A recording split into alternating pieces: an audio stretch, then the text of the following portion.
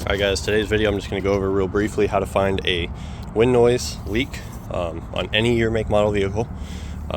So I know they can be a pain in the butt to deal with sometimes. This is a method, one of the methods I like to use. This is going to be a really quick, easy one to do for a lot of people. Just going to get yourself some masking tape. Don't want to use any other tape really because it will leave residue on the vehicle. So preferably just use masking tape. Go buy yourself a roll, get some thick stuff that's going to work pretty decent. So you're going to throw it on kind of bit by bit. So start with this door closed. What I did on this vehicle, it sounded like it was coming from this area, so I went ahead and taped a section and taped a section, and I kind of worked in like 1 foot increments, and I would go on a test drive and then come back and tape some more. Really helps if you have 2 people. So if you have 2 people, you can either have 2 people go on a ride, the driver just stays in the vehicle, passenger gets out, goes on the other side, tapes it, and then gets back in. I was having to crawl through the vehicle because I was working on the driver's side door, and having to crawl through and then get out every single time and do that was a little bit of a pain. So if you can go on a loop, have somebody tape a different spot, either if they're staying at the location, they just stay on the outside of the vehicle and they tape where you tell them to. That might be the best bet for someone, but anyways, moving on. So I taped a section after each test drive. I kept taping. There was no change. I could still get the wind noise. Ended up taping all the way around the door, all the way up. Still no change.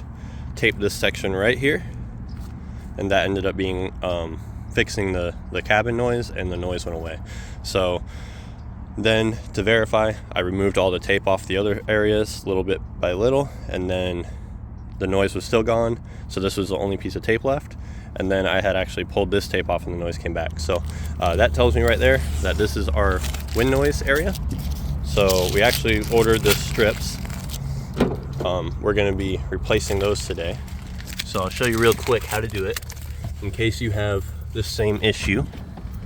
Now this is a 2013, 2012 area Hyundai Genesis Coupe. I already did the driver's side. It's pretty easy to do. I'll do my best to record this. I'm going to pull this flat back right here, and you see that little screw. You're just gonna, that's a Phillips head screw. You're gonna remove that. I'm gonna go ahead and pause it. So this little guy right here, just be careful not to lose it or drop it. It's really small.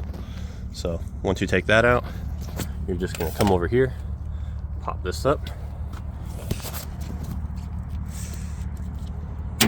just like that. And it's just these little yellow clips. Just be careful, work your way down nice and slow so you don't damage anything else. Pop it up. If you can kind of see, we're at an angle all the way down. And then at this last spot, we're just gonna pull away from the mirror, and we're off. Now you're gonna notice all this residue. This is just dirt accumulation from over the years. We're actually gonna clean that before we put the new one on. May not do anything, but good idea to clean it just to make sure it's got a nice good seal, and we're gonna go from there. Just giving y'all a quick view of the old one versus the new one. Obviously the new one is the nice dark black, nice pliable rubber, not dried out, not all nasty. And then the old one's the one on the right side. So actually, I guess on the top, based on how you guys are viewing this video. So top and bottom. Yep, moving on. All right, just so y'all can see, got a nice new clean surface. So we're gonna go ahead and pop this seal on. The way to do this, just make sure you push this all the way down in that groove first. So you want to make sure the yellow clip's on the inside. Gonna make sure you get it right in that hole. So slide it up into there best you can. Try and use 2 hands on this. There we go. So I got that kind of pushed in there, and then we're just gonna start pushing down lightly on these clips. Got the door open.